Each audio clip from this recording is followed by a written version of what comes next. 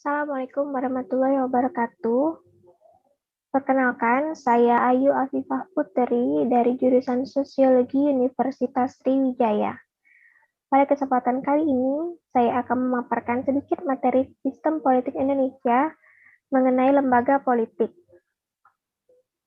Lembaga politik ini berasal dari dua kata, yaitu lembaga dan politik. Lembaga yang artinya suatu perangkat norma, aturan perilaku yang nantinya akan dipakai menjadi kesepakatan bersama.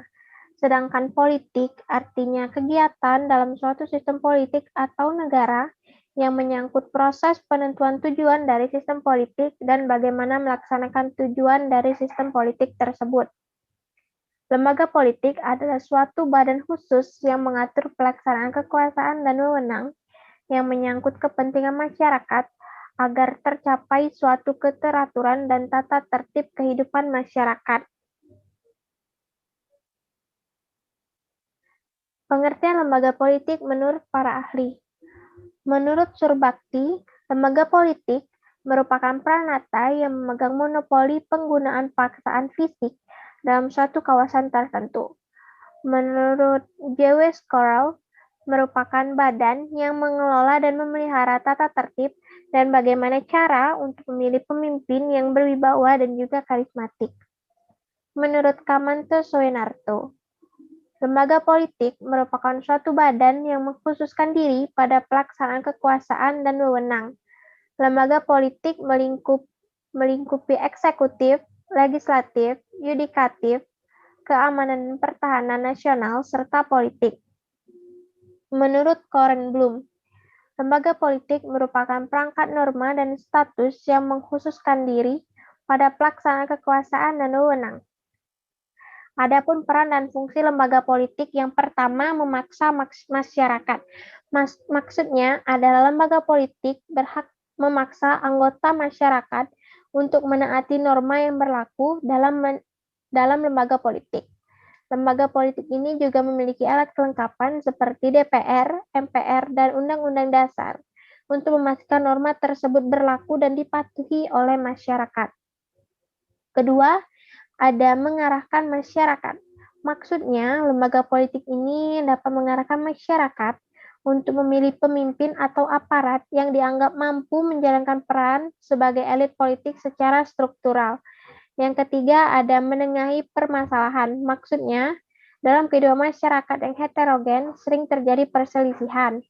Nah, lembaga politik dapat menjadi penengah, misalnya Mahkamah Konstitusi yang berperan sebagai penengah ketika muncul perselisihan dalam pemilihan kepala daerah. Yang keempat, melindungi masyarakat. Lembaga politik dapat menjadi pelindung bagi masyarakat, terutama berkaitan dengan hak-hak suatu warga negara. Yang kelima, menyalurkan aspirasi politik. Lembaga politik berfungsi menyusun dan menyalurkan aspirasi atau tuntutan dalam bidang politik.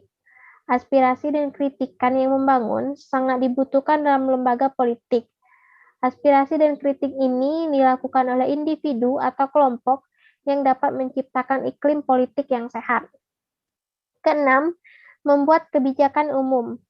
Lembaga politik bertujuan mempertimbangkan berbagai alternatif kebijakan yang diusulkan oleh partai-partai politik dan pihak lain.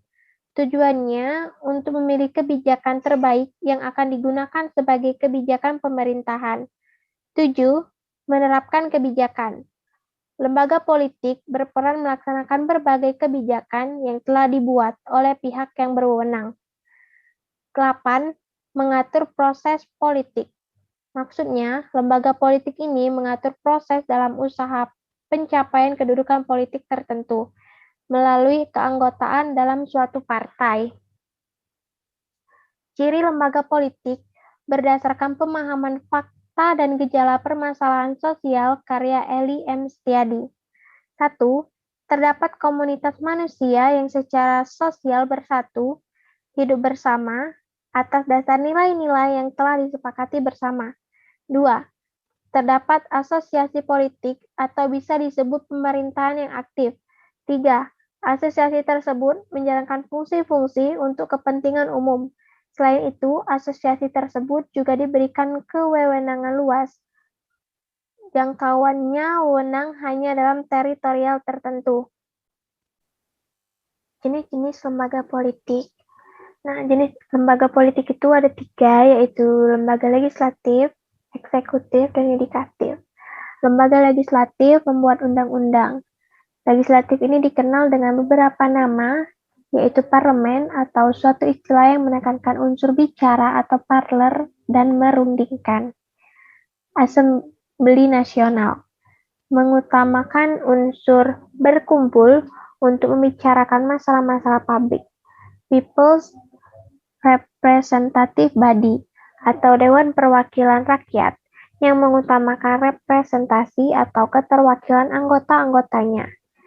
Akan tetapi, apapun perbedaan di dalamnya, badan ini tetap merupakan simbol dari rakyat yang berdaulat.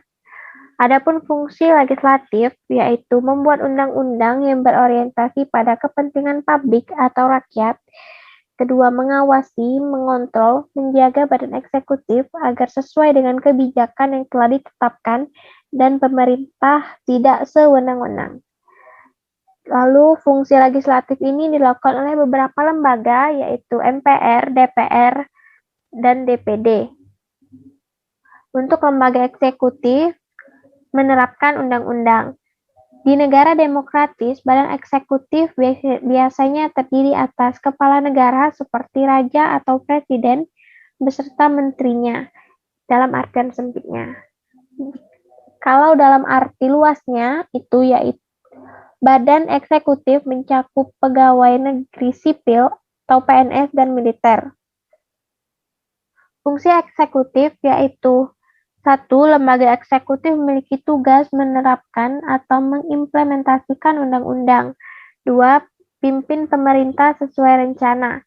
3. Jalankan pemerintahan sesuai dengan hukum. Nah, fungsi eksekutif ini dilakukan oleh beberapa lembaga, yaitu presiden, wakil presiden, dan menteri. Adapun bidang kekuasaan eksekutif, yaitu bidang diplomatik yang menyelenggarakan hubungan diplomatik dengan negara lain. Bidang administrasi, melaksanakan undang-undang serta peraturan lainnya, dan menyelenggarakan administrasi negara. Bidang militer, mengatur angkatan bersenjata, menyelenggarakan perang, serta keamanan dan pertahanan negara. Bidang yudikatif, memberi gerasi, amnesti, dan lain-lain. Bidang legislatif, merencanakan RUU dan membimbingnya dalam badan legislatif sampai menjadi undang-undang. Lembaga yudikatif atau kekuasaan yang bertanggung jawab mengawasi jalannya pelaksanaan undang-undang. Kekuasaan yudikatif erat hubungannya dengan kedua kekuasaan lainnya, yaitu legislatif dan eksekutif, serta erat hubungannya dengan hak dan kewajiban individu. Fungsi yudikatif yaitu mengawasi jalannya undang-undang sebagai penyelenggaraan kekuasaan kehakiman. Fungsi yudikatif dilakukan oleh beberapa lembaga, yaitu Mahkamah Agung atau MA, Mahkamah Konstitusi atau MK, dan Komisi Yudisial atau KY. Dua sistem hukum dalam kekuasaan yudikatif adalah sistem common law atau perkembangan di negara Anglo-Sakon dan memulai pertumbuhannya di Inggris pada abad pertengahan. Civil law berkembang di negara Eropa kontinental. Ada kodifikasi hukum yang lama disusun rapi, sehingga hakim dalam mengadili suatu perkaranya hanya berdasarkan peraturan yang ada di dalam kodifikasinya saja, di mana sistem ini sering disebut aliran positivisme perundang-undangan atau legalisme yang berpendapat bahwa undang-undang menjadi sumber hukum satu-satunya. Demikianlah yang dapat saya paparkan. Wabillahi taufiq wal hidayah. Wassalamualaikum warahmatullahi wabarakatuh. Terima kasih.